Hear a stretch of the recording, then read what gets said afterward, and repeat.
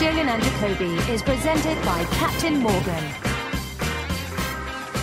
He is Jalen Rose. I'm David Jacoby. We are Jalen Jacoby. What is it that we do, Mr. Rose? We make sure we take the time and the energy to consistently give the people what they want. Well, we still don't know where James Harden is, and we have Kyrie hurting LeBron's feelings, but we start with the formerly undefeated Steelers, who I doubted, and the Washington football team gave me reason to last night. The Steelers are no longer undefeated. What did you think of the performance in Pennsylvania? The first thing that stood out to me is it was too much of the Hall of Famer Big Ben. And here's what I mean. Too many pass attempts, over 50, and they only scored 17 points, which wasn't aided by the number of drops that they had. And also, the Steelers had a couple of opportunities to make big plays. Big Ben didn't hit the running back out of the backfield, and then he threw an interception late.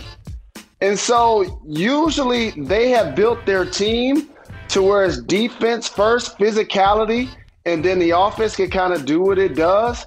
And so you got to give Washington's defense all of the credit, but man, so many miscues by the Steelers. There really were. That 4th and 1 to Anthony McFarland was on that wheel route was very curious decision by Ben with all the other weapons that they had on the field. And you also mentioned the injuries. He was open. He should have threw it towards the end zone. What's really happening with this team is the injuries. Dupree is out, and Bush has been out, and then Bush's replacement, Spillane, went out last night, and Hayden went out, and we don't know how long Spillane and Hayden will be out, but you can only sustain so many injuries in one unit and still be effective. And you mentioned they scored 17 points. They had 21 yards rushing, Jalen. Most teams have a 21-yard rush every game. They had 21 yards rushing. They scored 14 points in the first half very quickly. They only added 3 as it went on. It was a pretty poor performance from them, but I do want to celebrate the football team that is the Washington football team and Alex Smith, who has a reputation as kind of being a game manager. And you know what?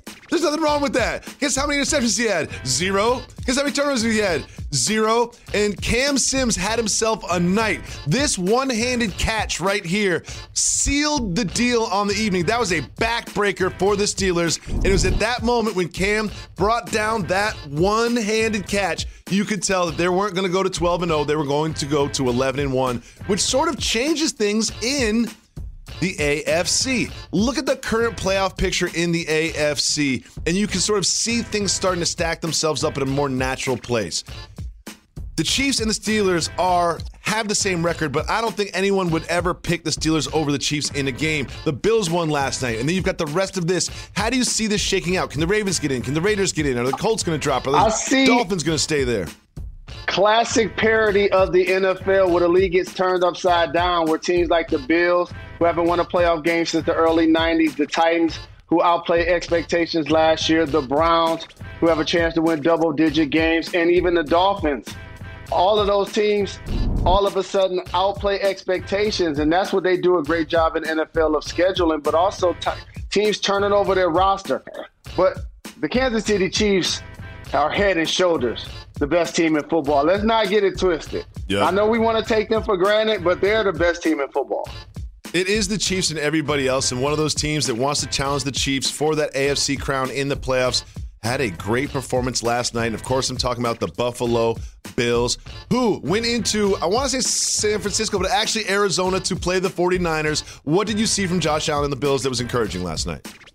You know how Griselda and Boldy James and our guy Benny the Butcher get down 90 East to 94. I'm rooting for the Buffalo Bills, dog. There's only a couple of teams across the NFL who haven't seen their squad win a playoff game since the early 90s. The Bengals, the Lions, and the Buffalo Bills. So it's great to see that they have a franchise quarterback. They really turned their team around when they made their coaching change and established an identity. He helped develop Josh Allen. It's been terrific, kind of like we saw with McVay or Shanahan out west.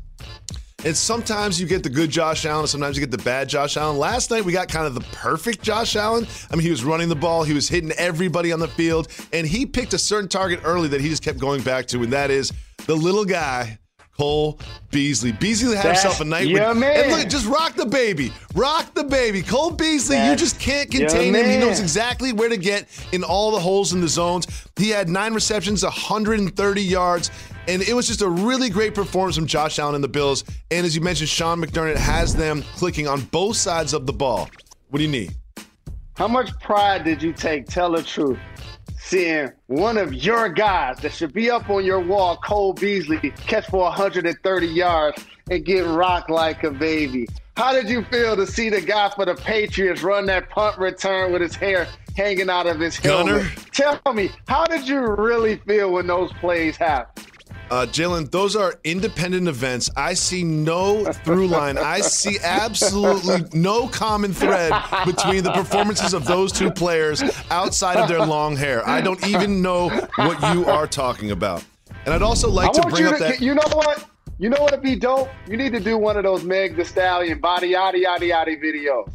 You should try that.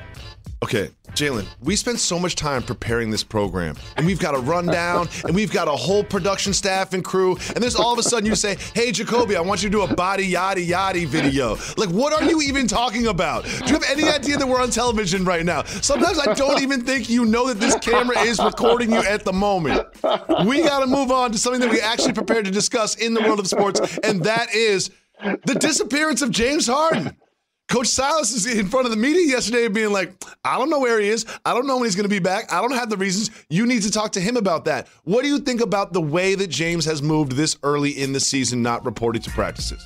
So it's two sides to this coin, Jacoby. When you've become a superstar in the NBA, a legitimate MVP candidate, a scoring champion, a franchise player, you have earned the right to dictate your moves. And whether that means you want to hang out and get it in with Lil Baby or the pictures that we show right now, and or let the team know that you want to be moved. However, when you handle it like this, what ends up happening is for the player, you start to ruin some of the equity you built with the public and the media.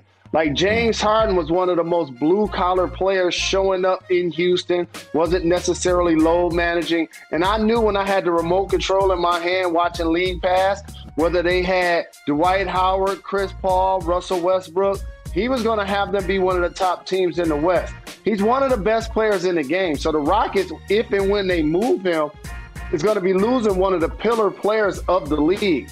With that being said, you don't help them move you by this behavior.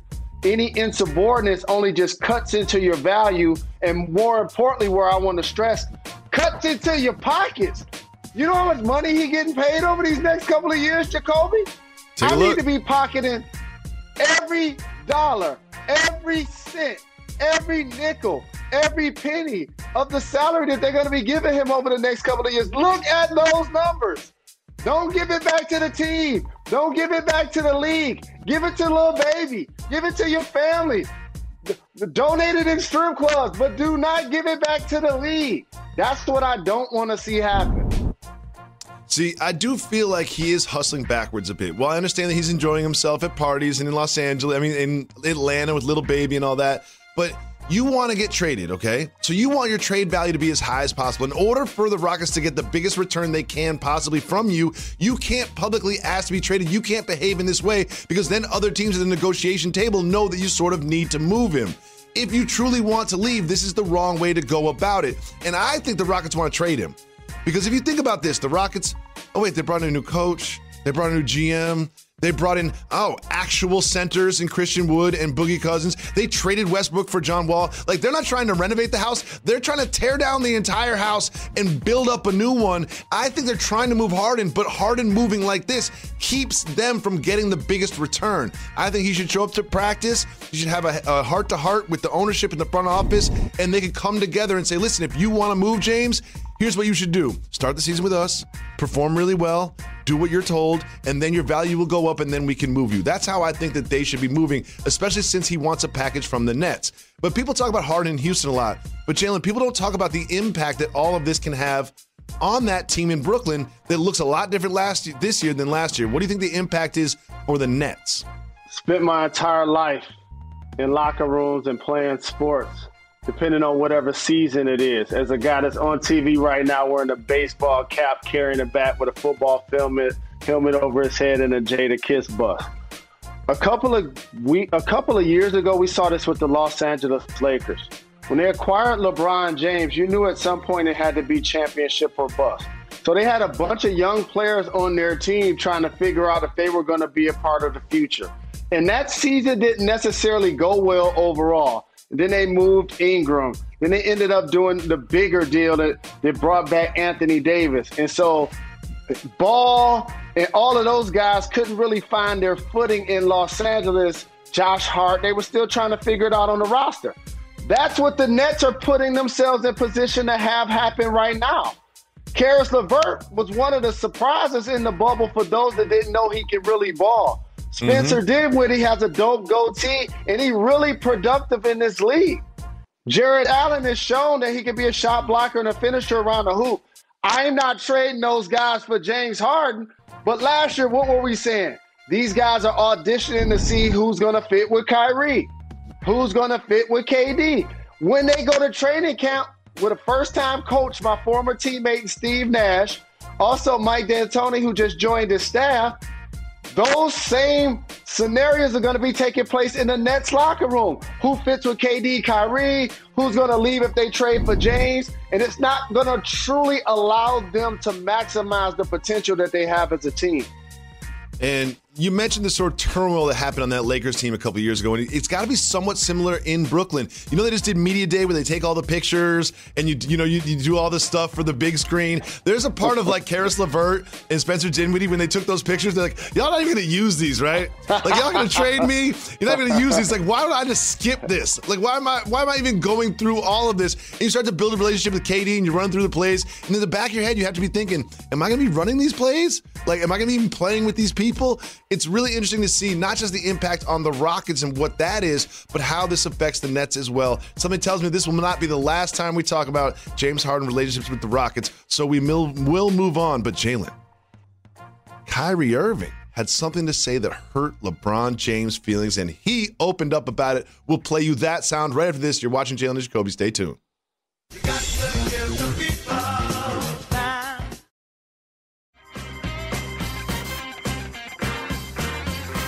Coming to you live from Pier 17 in the South Street Seaport and brought to you by Chase. Welcome back to Jalen and Jacoby. Jalen, it is time for the segment where you decide what we discuss. It's Keep It Moving. If you would like to discuss the topic, say hit the brakes. If not, me, you, and Method Man keep it moving. And we start with some comments from Kyrie that hurt the feelings of LeBron James. Keep it moving or hit the brakes. He was on the Road Trippin' podcast, and LeBron said that Kyrie saying that now he's with KD, he's playing with someone else that can hit those clutch shots, said it bothered him and hurt a little bit. What do you think about this from LeBron and Kyrie? The last Titan I felt bad when I saw them use the term hurt was in Teenage Love. I felt Slick Rick when he was like, don't hurt me again. Don't, like, I felt that. That album was so classic. And for LeBron, I actually feel this, Jacoby, because as he mentioned, you have a dual responsibility when you're a great player like LeBron James. Of course, he's going to score his points and get his numbers and put himself in position to be one of the all-time greats by winning championships. But he prides himself on being a big brother and an ambassador of the league, and not only helping so many people get paid, get rings, learn the business, you know, outside of basketball, but also maximize their games. And that did happen with Kyrie Irving. Yeah, he was an all-star and an all-star game MVP and an Olympian before LeBron James came. But once LeBron got there, he became all-NBA. He became a player that could make a big shot at Golden State to win a championship. And so I understand why LeBron will be hurt by these comments, but it also just showed how and why Kyrie ultimately left Cleveland. He was unhappy in Boston, left them, and set their development back some to team up with KD, even though he signed first. KD was with the Warriors, won back-to-back finals MVPs, got injured. He was unhappy there, and he left. So it's going to be interesting to see the Nets have two people who are where they want to be. They should have a big stage in Brooklyn to put on the show, and I'm pretty sure KD can't wait to return, especially after injury, to show you one of the best players in the game. Well, I think that Kyrie was really thinking about that Game 7 shot you mentioned over Steph Curry to win them the championship against the Warriors, but that wasn't the only clutch shot that either of these players have taken. And when you look at the actual numbers, not just the volume, but the percentage. There are receipts. And when you look at the receipts, it's pretty clear that LeBron James has hit more clutch shots, including the playoffs, than Kyrie, and he does it at a better percentage. So LeBron James can always point to those numbers if he does feel hurt. Moving on, Carmelo Anthony has a new look and an old team. Keep moving or hit the brakes. OG status. The more you're around, the more you continue to reinvent yourself. He'll be coming off the bench this year with the old school braids. Keep it moving. We keep it moving. We keep it moving. We have some footage of a very exciting young prospect. Hit the brakes. Hit the brakes. Bull is in practice, and just watching him play the game, looking like his dad, but looking like he's got guard skills is so interesting. What do you think about the potential for Bull to make an impact in this season? Did I tell you when we went to play youth games in Connecticut and those cats from Bridgeport chased us out of the mall? Did I tell you that? And I remember going to Manute Bowles High School and saw his long jersey. So it's great to see his son in the league. And the other thing is, it's always amazing to see a tall man do things as well as a shorter guy. That's what we love about Bull Boy. He's giving us the dunks and the block shots, Jacoby, but he's giving us the handles. He's giving us the threes. That was a mid-range pull-up on the right side. That guy's supremely talented. I just love the way the Nuggets have drafted. They're like, we got a good core, so we're going to take some gambles. Like Michael Porter Jr., is he hurt? Is he a superstar? I don't know. Like Bull, like where does he fit in the NBA? I don't know, but we'll take him. RJ, we'll take him. Oh, wait, he slid to us late lottery or in the mid-picks, mid-first round. We'll take him. I love the way that they've been drafting. Moving on, the NBA has an official release about their resting policy. Keep it moving or hit the brakes. We know what that is. Please play in the national games. The season has been shortened. Of course, we know that team players going to cherry pick games. Keep it moving. We keep it moving. We keep it moving. Doug Peterson will not commit to Wentz or Hurts. Hit the brakes. Hit the brakes on this. He said that he would like to keep the starting quarterback private, and that's between me and me. What do you think he should do at the quarterback position in Philly? I know a lot of people feel like he should start Jalen Hurts, but I think he should start Carson Wentz. I'm trying to let Carson Wentz get me through this season. And even though the Giants and Washington did a really good job of trying to take hold of the NFC East, I think you try to let them play it out and you give Jalen some packages. And then this offseason, you got to reevaluate it because you owe Carson so much money. He's going to be on their team next year. So you don't want to alienate him. And then on the other side, you don't want him to get hurt. Like I tell you, I can't front. It seemed like Doug Peterson acting like somebody that know he could get another gig. So that's what I'm kind of watching for at the end of this season. If he bolts from Philly and go resurrect himself somewhere else. UNLV quarterback is in hot water for appearing on one of my favorite shows. Keep moving or hit the brakes. Hit the brakes. Well, I love the show Below Deck, always have, and he appeared as a guest, and one of the requests that him and his group had was that they eat sushi off a naked model. Jalen, he had to apologize. What do you think about this young man's decision to appear in a reality show eating sushi off a naked model? First off, that's the life and times that we're in. Young people look at their phones more than they look at television. So I'm not surprised that he would try to be appearing and doing something that had to do with producing content. But what I'm disappointed in this show is I wanted to hit the brakes to see the video. What are pictures? Oh, Jalen. What are images? Jalen, it is an attitude like that. It's an attitude like that that doesn't just get Max in trouble, but gets us in trouble as well. I also want to say, Max, you can't be 0-5. Jalen, stop being thirsty. It is time for News That Matters.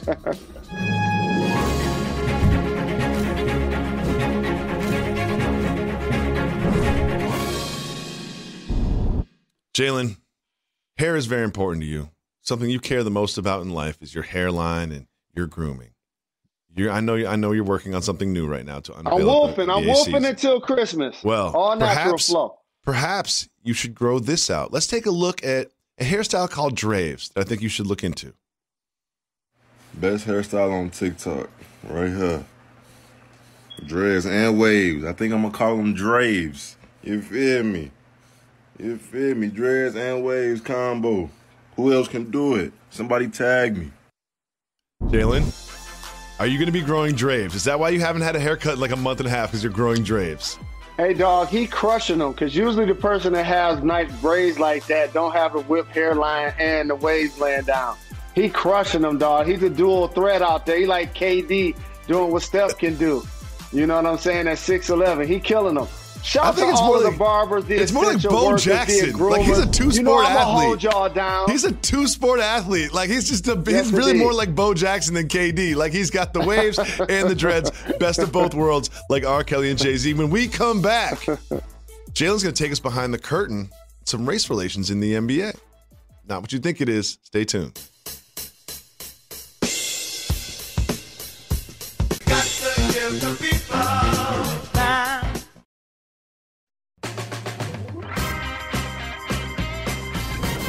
Welcome back to Jalen Jacoby. Jalen, we often look for you to take us behind the curtain, and we need you to do so on this sound from Tyler Hero appearing on Tommy and JJ's podcast, Old Man in the Three. But in the fourth quarter of games, did you feel like because you're white with short arms, teams would target you defensively? Yeah. I mean, me and Duncan know at this point, like going into the game, they're coming at us no matter what. Jalen admitted you would target the white guys when you were playing on an NBA basketball court. Well, it's great to see those guys enjoy it. They play a sport that's predominantly black. And if you're Tyler Hero, you play with Jimmy Butler and Bam Adebayo, so they got to go at somebody. And if you're JJ Redick, you've proven to be a long-time veteran at what you do. It's great to see those guys break through and have the productivity they had. Maybe they'll make it to your Wall of Fame one day. We'll be back tomorrow, ESPN at 2 p.m. It's Jalen and Jacoby.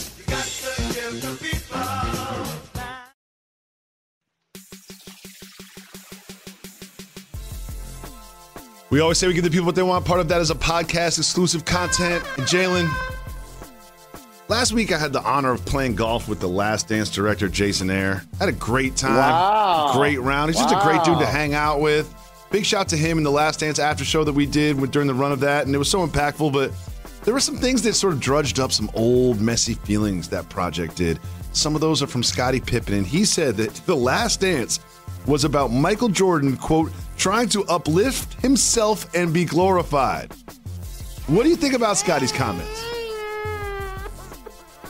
Come on, Reg. I talked about this. No, that was the right sound effect. Do that again, Red. I think that Rude. You're so very competitive and you want all of the awards and the achievements to come with, your fruits of labor and to win championships and to be regarded as one of the best, if not the greatest of all time. And then there are certain people that you see that have that, but not necessarily the respect that I believe that they deserve from the public. Even when I was in the league, I always felt like it was a disrespect the way people treated Scottie Pippen like a quote-unquote Robin. Preach. That is something that followed him while he was a player. And then, yes, when you're a player, you have your moments of, bad play or misjudgment. And he did have his times as a Piston fan where I cheered when he had a migraine and wasn't able to play. And I felt like we were too physical for him and he didn't want the contact. But he matured from that as a player from Central Arkansas that really started to improve, and then playing against the bad boys. And once he started to develop is when they took off. And so if you look back at the Bulls highlights, just think about this. This is crazy. Have you ever seen Scottie take or make a game-winning shot with the Bulls when Michael Jordan was on the team? No. Just think about that for a second. No. I've made game-winning shots, dog. I've taken game-winning shots. When the last time you were watching a Bulls game with MJ on the team and you saw the ball make it to Paxson or make it to Kerr or B.J. Armstrong when he was there, or Craig Hodges when he was there. We've seen other players get a chance to have their moments. Dennis Rodman grabbing every rebound. We've never truly seen him have his moment to get his flowers playing in MJ's shadow. So MJ leaves and the team becomes his. They lose to the Knicks on a bad call by Hugh Hollins late on a three-point shot by Hubert Davis. I'm not sure if that was in the last dance. But then the play where he didn't return to the game after Phil Jackson drew up the play for Tony Kukoc. It's one thing to be the all-NBA player and the champion of 3 times at that time and not go in the game. And it was the same coach, so I know he felt some type of way. Just think about it. His coach that was there with him for MJ and saw all of the struggles I just talked about, saw all of that. But he knew that Tony Kukoc had a better chance to make this jumper. And it's one thing not to go in the playoff game. It's another thing for him to make the shot, dog. Like, what did dog, when he makes the shot, dog, that just like, it ruins a lot of the credibility that he had as a great player. For people who were casual fans, ready to bash him. And then MJ returns. These dudes got 2 3-peats, but he never got his bread, which he never got his respect, and he had to leave to get his bread. And yeah, he went to a couple of situations, Houston and Portland. They were a really good team. You see Kobe with the crossover lob to Shaq. He was on the wrong end of that. And then all of a sudden, dog, you retire with these 6 rings. And somebody that shares your last name, they're not necessarily always represented well in the public eye. It's been a tough summer for all of us. It's been a tough summer for Scottie Pippen. I feel so bad for this dude because he used to be around the office and stuff. He's so nice. He's just a tall, nice, calm dude. Like, he's just as mature and intelligent and articulate and friendly and kind. But like, he's now his last name is in the news for all the wrong reasons. He's just such a good dude. And it's like, and you know what, you brought up something, you breezed over it, which I think is really like a really deep down and motivating factor for all this. He never got his bread. He got the rings, but like, if you look at the career earnings and some of the people that he played with, the people around him, and you look at his, if you lop off, like you said, that last part, he just didn't make enough money with the Bulls for the success that he brought them. And while he might have never made a game-winning shot, he had some really impactful games. Like you don't always make the game-winning shot at the buzzer. You know what I mean? You can make the game-winning shot in the second quarter. Like, he's one of the best of all time. It's one of the best of all time. Correct, but sports is about storylines and moments. And when you think back to all of the great Chicago Bull MJ moments, they're him or Paxson or Kerr. It's Scottie during the game playing well, getting a steal, dunking on Ewing and pushing him in the face. It's like those exist clearly because he is top 50. Like, one of the great point forwards, let me teach everybody the difference. The point forward was a guy that was not in the backcourt. That was Paul Pressey. That was Scottie Pippen. Grant Hill was a classic point forward when he came into the league. And so he like, as a lockdown defender, like he's that deal. But again, you just said it. He had all of the awards. But you know what make us happy? The rewards. The reward. It's just so hard. Pay me. I just want to say something. I want to say something to everybody listening to this. It has nothing to do with being an NBA basketball player. It's just being a professional, whether you work anywhere, minimum salary or billionaire. It's very difficult to be in a work environment and not compare yourself to what you consider your peers. It took me like 15 years of being in this business until you get mature enough and zen enough to understand that you can control what you can control and really just focus on your own self and your own happiness. You don't draw that from being above, behind, or next to others. It is just any work environment. It just poisons your brain if you're constantly saying, well, this person gets in that meeting and this person has that title and this person has that and I deserve this. It's just like, it's got to be hard. I can imagine when you're Scottie Pippen, winning all the championships, contributing as much as he contributes, and watching everybody else make the money, and you signed a long deal that's underpaid you, and the team will not renegotiate it. That's got to bother you every single waking minute of every day. Let me give everybody a history lesson. I played with Scottie Pippen on the Bulls. I played with Scottie Pippen on the Bulls. And I've been telling you this story for over 10 years of when we were in the steam room after practice. I told you the story 10 years ago. This is not breaking news or nothing. It's not like I'm breaking a code. Like I said this, I've been telling this story for years. But Jay, one thing why I want you to tell this story again is because me and you are the only people that's heard every podcast. Me and you are the only people that have listened to every single second of every single J&J. So whoever's listening now is thinking like, I know you told it before, Jay, but I haven't heard it, so tell it again, Jalen. All right, so we had a couple of media days and practices. Eddie Curry and Tyson Chandler, that was the year they got drafted. They were going into their second year. I came halfway through their first year, and Scottie came at the end of that season. And so we did a couple of media days and whatnot, a couple of light practices. We in the steam room chilling. And in my head, I made it. It's me and the OG. Me and the OG. He coming back to Chi-Town. He still got some tread on his tires. We're about to do some things. I'm averaging over 20 already. You know what I'm saying? I know he gonna play D, and I get a chance to ball with a legend. I get to ball with a legend, dog. And so that's what I'm saying to him. And you know I don't curse, but I think I need to say what he said for effect. Sure. So I'm talking about Eddie got good feet. He can score on the post.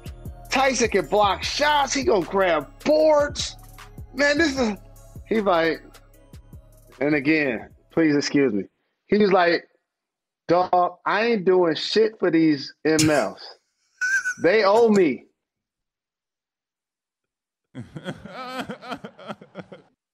That's exactly what he said. And I was like, they do owe you. They do owe you, OG.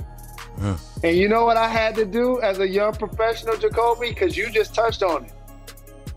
I had to fall back and keep that confidential and respect where he was coming from and never judged him for it.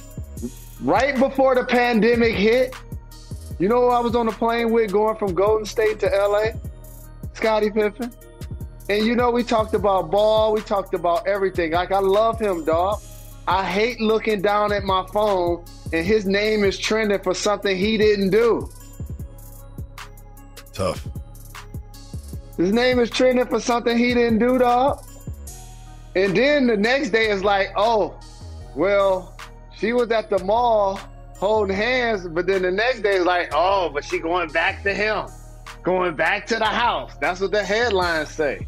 I don't know if that's true or not, but that's my man. And so I always feel like he never truly got the respect from the game or the bread.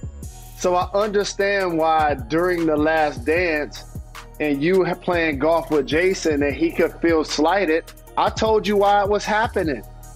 You would think that he would be able to do interviews and celebrate it. He and Horace Grant and talk about the journey.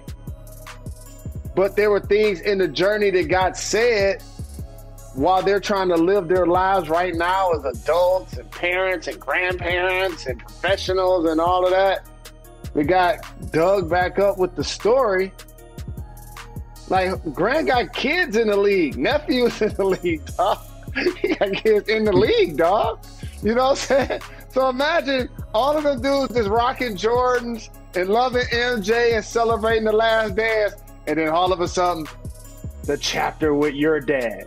You know what I'm saying? Oh, your dad did that? You know what I'm saying?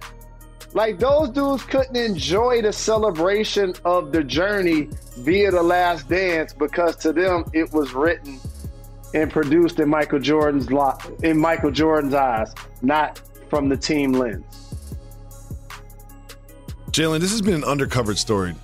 There's a couple players prominent players that are not practicing with the Golden State Warriors by the name of Draymond Green and James Wiseman. Now, when Steve Kerr was asked about it, he said, they're not here. You can draw your own conclusions. So I'm not reporting this. This isn't fact, but I'm going to draw my conclusions. They got COVID. Well, Steve Kerr basically said it without saying it. Because they would be on the injury report otherwise. Like, you would know if there was something that took place where somebody got injured in practice. I think it's interesting to me that this season is going to be played outside of the bubble with all the travel. And they don't have the 55-man roster, next man up thing that you can do in the NFL. And they don't have the once-a-week games where you can kind of shift it around and play, Cowboys-Ravens tonight on Tuesday. Like, they don't have that kind of leeway to do the sort of maneuvering that the NFL's been able to do. Do you think the NBA is doing the right thing by playing the season the way they're playing it? They're doing the right thing. Do the right thing. Ouch. I tried to hit my shoe with the bat and hit my ankle. It hurt. Hold on. Yo, do you just hit yourself? You hit yourself with a baseball bat during the podcast. Yeah. It lost your train of thought. I was sitting here hitting myself in the bottom of my shoe for like 15 times, and then one time I missed it. I know for a fact you have no idea what we were talking about before I asked that question. No, because I hurt my ankle. You have no idea. I know you so well. Do you have any idea what we were talking about? I do. Let me take a deep breath. Don't tell me. I'm about to tell you what you were just talking about. Oh, you don't know. So no, you don't know. You were asking me about you said the prominent Golden State Warriors who missed practice. Yes, the NBA is doing the right thing. Let me tell you why. Give the audience claps, Reg. Why. He didn't tell me. Let me tell you why. Here's the NFL math. 32 teams times 16 games equals everybody gets their money on their contract. 72 NBA games times 30 teams means everybody get their NBA contract. It doesn't say if 5 of the guys had COVID. You know why? Because the game still went on. And the spirit of sports, usually, in particular in the NBA, when series determine who advance once the playoffs come, usually the best team wins. So you might have a couple of squads during the regular season that get a chance to really benefit from playing against teams that, had a lot of COVID issues and players missing games or whatnot. But usually, as you know, one healthy cream riser to the top, and in the playoffs, the best squads win. And so it's important to get the games in and continue to try to follow, safe protocol as much as possible while still trying to entertain your public and play the game you love. Well, I wish them the best, and I hope they get through the COVID experience with the least amount of symptoms possible, because it seems like that's all over the place. There's some people that are affected for life. Some people barely even know they have it when they test positive. I can only speak for myself on this issue, but I want the vaccine as soon as possible. I'll take any vaccine. I'll take all the vaccines. Everyone's got their own way of approaching this. I'm pro-vaccine. I want that thing as soon as possible. What's the number I would pay for a vaccine right now? It's pretty high. It's pretty high. It's a pretty high number I would pay for a dose of the vaccine right now. You know what they really – let me give you some game, dog. Here's what they should be doing to help out the people that have had deaths in their family, that have lost their jobs, that are losing their businesses, that are getting laid off and furloughed. And it hurts my heart even when we lose people that work for our company under scenarios like that. Let me tell you something, dog. Every person that takes the vaccine, you know what you can do to make sure it happens so that we can actually test up to 70% of the people, because that's how you eliminate herd immunity. 70% of people have to get tested. You know how to make that happen? You pay everybody to take it. That's what you do. You pay everybody to take the test. So just the way you was giving us stimulus dollars, I don't know if that was $1,800 at the time, you say make it $2,500 for everybody to take the test. You shouldn't know pay me what? to take the test. I think you should be. It's just like some sort of. If you're on government assistance, you should be paid for it. Or if you're receiving unemployment, you should be paid to take it. You know what I mean? Not for the 1 or 2%. I mean for the audience that you just described, the people that would fall definitely in the line of stimulus, but more importantly, just adults who could use the aid. Give everybody $2,500 that makes 100,000 or less, 150 or less, whatever the number is. Only the smart people can determine that, but everybody should get paid to take it. It sounds kind of like what I was saying about the NCAA years ago. It's like, if you really want players to graduate, put a ticket at the end of it. I'll give you X amount each year, and then when you graduate, we'll give you 10,000. And by the way, you just help make the school, tens of millions, by the way. When you graduate, we give you 10,000, give you 100,000, whatever. That'd be a nice little bump. And so that's what I think for people like you, Jacoby, it's going to take, no, you make over 150,000, so that ain't for you. I'm sorry, you rich, dog. Why are you in my pockets? You know what I mean. I ain't in your pockets. I just know you work 5 days a week on television, dog. I just, you know what I'm saying? I'm just saying, not for people like you, but for people that fall in the categories I just described. Imagine if we paid everyone $2,500 to take it, you get 70% of people to take it. You eliminate herd immunity, and therefore the vaccine can now become a vaccination, and we can actually get towards some sense of normalcy and not wearing masks. I think you want to achieve herd immunity, not eliminate it, but I feel what you're saying. We have another little NBA story. It's just a little detail, a little something. You remember Jimmy Butler started with the Heat, showed up at 4 a.m. for practice, and we kind of clowned him. At least I clowned him for it. You liked it. I thought it was a little too much. I loved it. I didn't like it. I thought it was too intense. I loved it. And then where'd they end up? Where'd they end up? They ended up in the NBA Finals. I told you that's what you do. Eric Spoelstra to Mike Tomlin of the NBA and vice versa. One day I want to just look up and see them coaching the other one's teams. Russell Westbrook showed up 2 hours early to Wizards practice to set a tone. Of course he did. How you feel about that? Well, he got to get familiar to his new settings. Even on three teams in 3 years. So part of that is that's what he should do. The other thing is he played for Scott Brooks for multiple years. And so I think that's just a level of familiarity. And plus, he ain't got a crib there yet. He at the gym all the time anyway. He he at the hotel. Yeah, it's like, he showed up. I want to hear showed up 2 hours early and got 2,000 shots up. Not showed up 2 hours early, looked at Instagram, read the newspaper, took a steam in a hot tub. It's like you just showing up. I need to hear more than showing up 2 hours early. Because I can show up to something 2 hours early and just kick it. Have a hot hamburger and some French fries. He's just like you. He done watched everything on Netflix. He done watched all of that. Yeah, he's good. He's just trying to get to the facility, dog. Just set a tone. If I show somewhere 2 hours early, I'm going to set a tone. The tone I'm going to set is going to be, I'm chilling. That's the wrong tone. If I show up to something 2 hours early, I'm setting the wrong tone. They'll be like, all right, he already ordered 2 meals. He's been on his phone the entire time. He took a nap for 15 minutes. Like, what sort of tone is this dude trying to set? We always say we get to people that want. Part of that is listening to your voicemails. If you call 985-80-JALEN, you can listen to voicemails. We always love the voicemail part of the show. We want you to be involved in this program you're listening to right now. All you got to do is call 985-80-JALEN. Leave us a voicemail. We'll play it on the show just like this. What's up, Reg? What's up, Jalen Jacoby? I got a question for you guys. Cultural, regional, or generational? Talking to someone while you're inside of the public restroom. I need answers. From Chicago, Illinois. Shout out to my wife, Princess.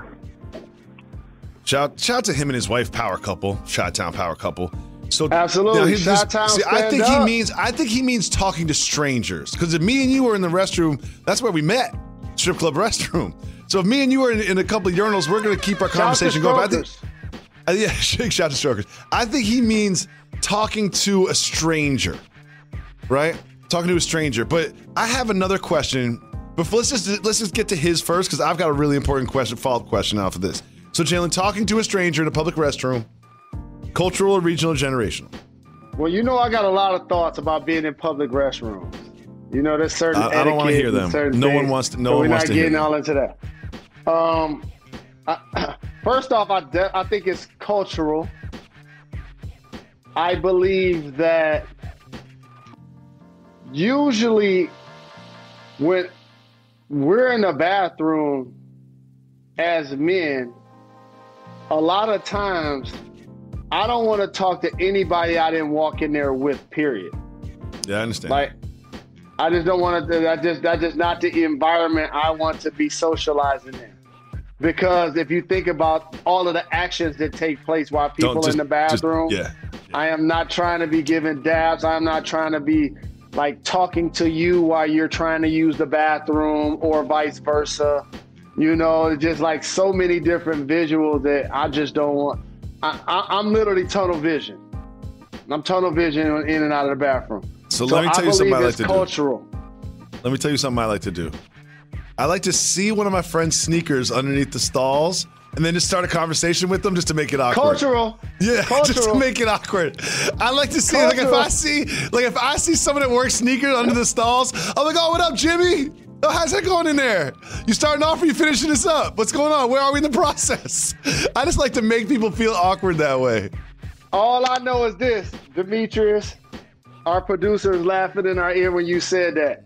Palms Restaurant, downtown LA. Yes, I remember this. I'm in the bathroom. Other way around. Tried to do that to me. Other way around. No, other way around. You're misremembering. Sometimes you just make up memories. I was in the stall. We were about to go somewhere else after lunch, and I wanted, sometimes after I eat, I digest. And it in with the new, out with the old. So you walk in the bathroom after me, you see my shoes under the stall, but you were like jealous. You're like, good move. You're like, good move. Get it done. Get it done now. You're like, yeah. You're like jealous. You're like, yeah. Get it done before we go to our next location. You were like, good strategy, Jacoby. And it made me feel good about my poop. I'm like, yeah, man, that is a good strategy. Here's the thing. I just felt like but see how you remembered it the opposite? See how you remembered it the opposite? Well, I felt like the restaurant at the Palm would be a lot more cleaner than the one at Sam's. So I wanted you to use the restroom there. Whoa.